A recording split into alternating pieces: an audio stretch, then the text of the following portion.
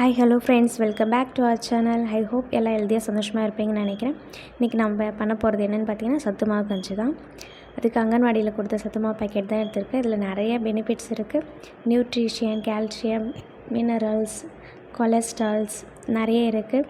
இது வந்து 6 மந்த்லேருந்து 2 இயர்ஸ் வரைக்கும் இருக்கிற பேபிஸ் கொடுக்கலாம். ப்ளஸ் ஃபீட் பண்ணுற மதர்ஸ் அண்ட் கன்சீவாக இருக்கிறவங்க எல்லாருமே சாப்பிட்லாம். சரி, வாங்க செய்யலாம். 2 ஸ்பூன் அளவுக்கு மாவு எடுத்து நம்ம நல்லா ஜலிச்சிக்கலாம்.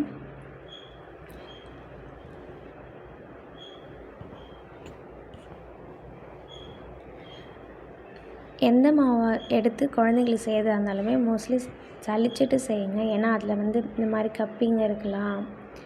அது மட்டும் இல்லாமல் எதனா பூச்சி இருந்தால் கூட நமக்கு தெரிய வந்துடும். சரி, ஜலிச்ச மாவை ஒரு பவுலுக்கு மாற்றிட்டு 1/2 கிளாஸ் தண்ணி அளவுக்கு மிக்ஸ் பண்ணிக்கலாம். மிக்ஸ் பண்ணிவிட்டு நல்லா கட்டி இல்லாத அளவுக்கு நல்லா மிக்ஸ் பண்ணி விடுங்க. மிக்ஸ் பண்ணதுக்கப்புறமா அது ஸ்டவ்வில் வச்சு பற்ற வச்சுட்டு கைவிடாமல் கலந்து விட்டுட்டே இருங்க. ஏன்னா அது வந்து சீக்கிரமாக கெட்டி ஆகிடும். ஸோ அதனால் நல்லா கைவிடாமல் கலக்கி விட்டுட்டே இருங்க. அதுக்கப்புறமா நல்லா கொதித்து வந்ததுக்கப்புறமா நான் 1 ஸ்பூன் நாட்டு சக்கரை சேர்த்துருக்கேன். என்னுடைய குழந்தை வந்து 1 வயசுக்கு மேலே ஆகிறதுன்றதுனால நான் வந்து நாட்டு சக்கரை யூஸ் பண்ணிக்கிறேன். உங்களுக்கு தேவைன்னா யூஸ் பண்ணிக்கோங்க.